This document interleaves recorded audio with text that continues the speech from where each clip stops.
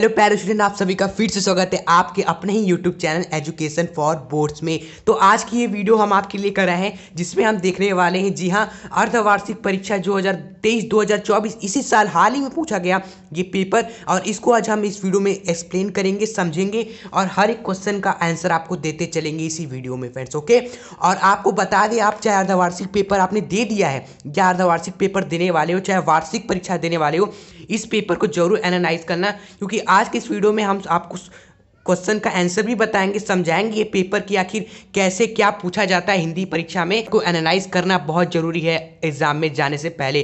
तो जरूरी चीजें भी बताएंगे हिंदी में, क्या आपको जरूर से जरूर पढ़ के जाना है एग्जाम देने से पहले, चाहे वार्षिक हो चाहे अर्धवार्षिक हो। ओके, बहुत ही महत्वपूर्ण होने वाली आज की ये वीडियो। चलिए बिना आपका समय नष्ट किए अपने आज के इस बेहतरीन वीडियो को एक छोटा सा लाइक करते हुए, चैनल को सब्सक्राइब करते हुए स्टार्ट कर देते हैं। तो दोस्तों, जो आपका अर्धवार्षिक हिंदी का पेपर है, इसमें जो जो चीज़ें पूछी गई स्टार्टिंग में, ये छोटे छोटे क्वेश्चन, इसको पहले हम देखते हैं। ओके, और इसका आंसर भी हम आपको बता देते हैं, क्योंकि कई सारी चीज़ें क्या होती है ना, कई क्वेश्चन आपके एग्जाम में रिपीट होते हैं। जैसे कि गोदान उपन्यास के लेखक का नाम बताइए, तो ये कई बार पूछा गया है। तो पिछले साल भी पूछा गया था, इस साल भी पूछा गया है। तो इस सभी का आंसर आपको पता होना चाहिए अभी से ही। क्या है इसका आंसर, देख लीजिए। यहाँ पर आंसर में लिखा हुआ है प्रेमचंद्र। कौन है हमारे गोदान उपन्यास के लेखक? प्रेमचंद। दूसरा प्रश्न है आचरण की सभ्यता निबंध के लेखक कौन है? तो ये जो चैप्टर है आपका हिंदी में ही तो होता है, ये चैप्टर आचरण की सभ्यता, तो आपको पता होना चाहिए इसके लेखक कौन है। कौन है हमारे? सरदार पूर्ण सिंह है हमारे। ओके, तीसरा देखिए यहाँ पर जयशंकर प्रसाद किसी एक कहानी का नाम लिखिए। तो जयशंकर प्रसाद की तो बहुत सारी कहानियाँ हैं। आंधी हो गया दोस्तों, इंद्रजाल हो गया, प्रतिध्वनि हो गया, आकाशदीप जो आप पढ़ते हो आपकी बुक ही में है, आकाशदीप कहानी, ये भी तो जयशंकर प्रसाद ही ने लिखा है ना। तो ये आप लिख सकते हो, कोई भी एक आपको लिखना है। हमने यहाँ पे 2-4 लिख दिए, आपको पता होना चाहिए। उसके बाद देखिए कवि वचन सुधा पत्रिका के संपादक का नाम आपको बताना है। ओके, तो कवि वचन सुधा जो हमारे हैं, बहुत ही चर्चित हमारा पत्रिका है दोस्तों, हम पढ़ते हिंदी में। बताइए क्या कौन थे हमारे इसके संपादक? आपने सही कहा, भारत तेंदु हरिश्चंद्र जी हमारे थे इसके। ओके, ये हो जाएगा इसका आंसर।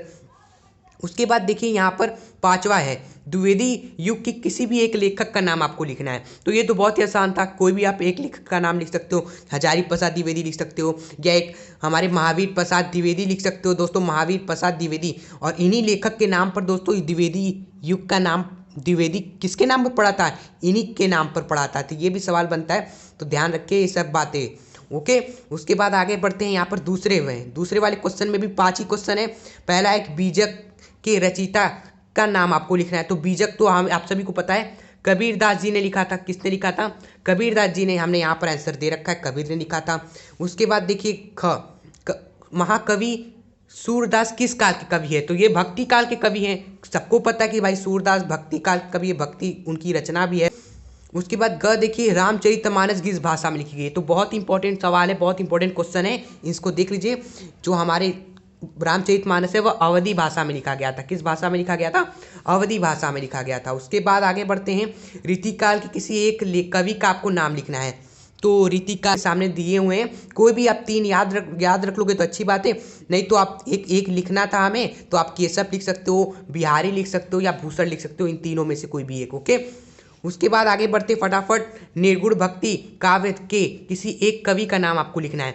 तो वही जो भक्ति काल के कवि हैं, वही हमारे निर्गुण भक्ति काल के भक्ति काव्य के भी कवि कहलाते हैं। जैसे कबीर हो गए, सूरदास जी हो गए हमारे। ओके, तो ये एक ही लिखना था, तो कबीरदास आप लिख सकते हो यहाँ पर। ओके, तो ये है हमारे सबसे पहले 10 सवाल, जहाँ से 10 नंबर के पूछे जाते हैं, जिनमें से 5-6 सवाल तो इसी में से पूछ लिए जाएंगे आपके एग्जाम में, और बाकी प्रैक्टिस आप करोगे तो आपको हो जाएगा 10 नंबर क्लियर। ओके, फिर उसके बाद जितने भी सारे क्वेश्चन होते हैं, उन सभी का आंसर हम डेफिनेटली 100% दे सकते हैं, अगर हम क्या हो उस चीज़ को पढ़े हों। जैसे कि है यहाँ पर आपके गद्यांश से संबंधित प्रश्न आता है, ये गद्यांश दे दिया रहेगा। गद्यांश आप पढ़ोगे तो 8 नंबर आपका ऐसा ही क्लियर रहता है, क्योंकि बस आपको गद्यांश को पढ़ना है। और गद्यांश पढ़ने के बाद जो पीछे यहाँ पर क्वेश्चन दिए हुए हैं, यहाँ पर देख सकते हो 5 क्वेश्चन है, पहला, दूसरा, तीसरा, चौथा, 5वां। सबसे पहला सवाल तो मान लीजिए पाठ का लेखक का नाम लिखना है, लेखक का नाम लिखना है, पाठ का नाम लिखना है। तो ये आप 2 नंबर यहाँ से मिल जाएगा आपको। उसके बाद ये 4 क्वेश्चन, अगर आपको ये नहीं पता है पाठ के नाम लेखक का नाम, तो अगर आप गद्यांश को अच्छी तरीके से मन लगाकर पॉइंट टू पॉइंट पढ़ोगे तो आपको ये चारों का आंसर उसी में ही मिल जाएगा। ओके, इसी तरह यहाँ पर पद्यांश पूछ लिया जाता है। एक कोई भी पद्यांश आपको उठाकर दे देगा काव्य में से, आपको उसमें भी उसी तरह 5 सवाल दे देगा। आपको लिखना होगा, पहले में क्वेश्चन में पाठ का नाम पूछ लेगा, कवि का नाम पूछ लेगा। तो अगर आपको ये नहीं पता, मान लो बाई चांस अगर आपने नहीं पढ़ा ये पद्यांश, तो क्या हम छोड़ देंगे? नहीं, क्योंकि हम बाकी सारे क्वेश्चन का आंसर दे सकते हैं पढ़कर। जैसे हमारे हरिहारी की लकड़ी है, यह कौन किससे कह रहा है? ओके, तो हमारे हरिहारी की लकड़ी है, ये किससे कहा जा रहा है भाई? ये हरि श्री कृष्ण से ये बात कही जा रही है दोस्तों। और ये कौन कह रहा है? कवि कह रहा है। सिंपल सी बात है फ्रेंड्स। ओके, उसी तरह इन दोनों इसी तरह इन सभी का भी आंसर हम दे सकते हैं, भले ही अगर आपने पढ़ा ना हो इस पद्यांश को। ओके, तो चलिए आगे बढ़ते हैं। उसके बाद आप देखोगे हमारे लेखक के जीवन परिचय एवं कवियों का जीवन परिचय आता है। और इसमें बहुत ही महत्वपूर्ण बात ध्यान रखनी होती है कि ज़्यादातर लेखकों का क्या पूछा जाता है ना, साहित्यिक परिचय पूछा जाता है। तो कई बच्चे सोचते हैं कि साहित्यिक परिचय पूछा तो क्या जीवन परिचय हम नहीं लिखें? नहीं, आपको जीवन परिचय भी लिखना है, क्योंकि भाई जब तक उस जन्म नहीं लिखोगे तब तक आगे की बातें कैसे लिखोगे? तो आपको थोड़ा बहुत क्या करना है, जीवन परिचय भी लिखना है। जीवन परिचय भी आपको पहले क्या करना है ना, थोड़ा सा ऐड कर देना है। उसके बाद आप साहित्यिक परिचय जो आपने याद कर रहे होंगे किसी भी लेखक का, आपको जम कर। ओके, उसके बाद कवियों में बात करेंगे तो कवि में आपको दे देगा सिंपली जीवनी परिचय। तो आपको बस जीवनी परिचय क्या लिखना है, बिल्कुल विस्तार से लिखना है, शुरू से लेकर 1 पेज भर देना है लगभग। उसके बाद आप इनका रचना तो हमेशा लिखा ही जाता है कि इन्होंने क्या क्या रचनाएं की हैं, इनकी कृतियाँ, इनकी कवियाँ लिखा जाता है। ओके, उसके बाद आखिरी में एकदम, तो ये बात आप ध्यान रखें, लेखक में एवं कवियों का जीवन परिचय, साहित्यिक परिचय कैसे क्या करना है। फिर आगे बढ़ेंगे तो कहानी में पूछ लेता है। सबसे महत्वपूर्ण कहानी हो गया, जैसे आपका आकाशदीप हो गया, प्रायश्चित हो गया। तो ये 2 कहानी आपको पता ही होना चाहिए, क्योंकि 100% ये हम पूछा ही जाना रहता है परीक्षा में। तो आकाशदीप एवं प्रायश्चित कहानी आप जरूर से जरूर तैयार करके ही एग्जाम में देख सकते हो। यहाँ पर नाटक पूछ लिया जाता है, तो नाटक तो जिला के अनुसार पूछा जाता है। आप जिस जिले में हो उसी जिले के अनुसार आप परीक्षा में क्या होता है, पूछा जाता है नाटक लिखने के। ओके, तो आप इसका चिंता मत करो, आप जिले के अनुसार ही पढ़ लो, बस वही 100% पूछा ही जाएगा। उसके बाद बात करें संस्कृत में, एक गद्यांश यहाँ पर देख सकते हो पूछा गया है, पढ़ सकते हो यहाँ पर रोककर। और ये बता दें वाराणसी चैप्टर से आया है, वाराणसी चैप्टर से आया है ये गद्यांश। और उसके बाद यहाँ पर उसके बाद एक श्लोक पूछा जाता है, और श्लोक हमेशा कहाँ से आता है, सुभाषस्थानी चैप्टर से। सुभाषस्थानी आपका एक चैप्टर होगा संस्कृत में, वहाँ से देखो आया है। उसके बाद आसान चीज़ें आ गई, मुहावरे हो गया, लोकंतिया यहाँ पर पूछ लिया है, एक अनार 100 बीमार, नाच ना जाने आंगन टेढ़ा। ओके, ये सारी बातें यहाँ पर है। आसान तरीके से कोई भी आपको क्या करना है, किसी एक ही का आपको इसमें से कोई भी एक आपको उठाकर उसका वाक्य प्रयोग करना है, उसका अर्थ लिखना है। सिंपल सी बात है, कोई भी आप एक कर लोगे, आसानी है। पूछा ईद का चांद होना, यही कर सकते हो, आसान है कि बहुत दिनों बाद दिखना। वो राम कॉलेज में जाकर ईद का चांद हो गया, यानी कि कॉलेज गया तो वो मिला ही नहीं, उसके बाद इस तरह बनाकर आप लिख सकते हो। उसके बाद 11वां आप देख सकते हो कि निम्नलिखित शब्दों में से आपको संधि विच्छेद करना है। ओके, जैसे देवालय का हो गया मतलब कि देव धन आलय, सुरेश का हो गया सुर धन ईश, तथेप का हो गया तथा धन एव, पवी का आपको संधि विच्छेद। कितना आसान है, अगर आप पढ़े भी नहीं होगे तब भी आप यहाँ पर ये कर सकते हो आसान तरीके से। उसके बाद 12वां में देखोगे यहाँ पर पूछा गया है निम्नलिखित शब्द युग्मों का हमें अर्थ लिखना है। अर्थात यहाँ पर युग में लिखा हुआ है एक शब्द द्रव, द्रव्य, इसका अर्थ लिखना है भाई। द्रव का मतलब होता है पानी, जल, लेकिन जो हमारा द्रव्य होता है ना, इसका मतलब होता है कोई वस्तु, कोई पदार्थ की बात कर रहा है। ओके, तो ये मतलब हुआ इन शब्द युग्म का आपको अर्थ लिखना है इस तरह। ओके, इस तरह इनमें से हमें कोई भी करना था तो हमने यहाँ पर ये वाला कर दिया। उसके बाद आप देखोगे इसमें पूछा गया निम्नलिखित शब्दों में से किसी एक शब्द का आपको 2 अर्थ लिखना है। ओके, जैसे यहाँ पर हो गया हरि, हरि का कृष्ण हो गया, नारायण हो गया। ओके, किसी एक ही शब्द का हमें लिखना था तो हरि का आप लिख सकते हो। उसके बाद आप देखोगे किसी एक वाक्यांश को क्या करना है, शब्द बनाना है, एक शब्द, अनेक शब्द के लिए एक शब्द यहाँ पर है। जैसे जो कभी मरता नहीं है, मतलब कि अमर है, वो क्या है, अमर है, तो ये हो गया, इसको कर लो, कितना आसान था। यहाँ पर नंबर ऐसे ही आपके मुट्ठी में होते जाएंगे। निम्नलिखित वाक्यों को आपको शुद्ध रूप में लिखना है, यहाँ पर देख रहे हो। जैसे कि मुझे केवल 5 रुपये मात्र चाहिए, तो ये देखो कितना गलत लिखा हुआ है, अशुद्ध लिखा हुआ है। तो इसको शुद्ध करके लिखोगे कि मुझे केवल या मुझे मात्र 5 रुपये चाहिए, इस तरह शुद्ध करके लिख दोगे। इसको भी शुद्ध कर सकते हो कि मैंने दिल्ली जाना है, तो लिखोगे कि यार मुझे दिल्ली जाना है, मैंने दिल्ली जाना क्या होता है, मुझे दिल्ली जाना है, इस तरह शुद्ध करके लिखोगे। उसके बाद है रस, छंद, अलंकार से देखो यहाँ पर पूछा गया है 13वां वाला सवाल, जो कि हर साल हमेशा पूछा ही जाता है, गारंटेड है इसका।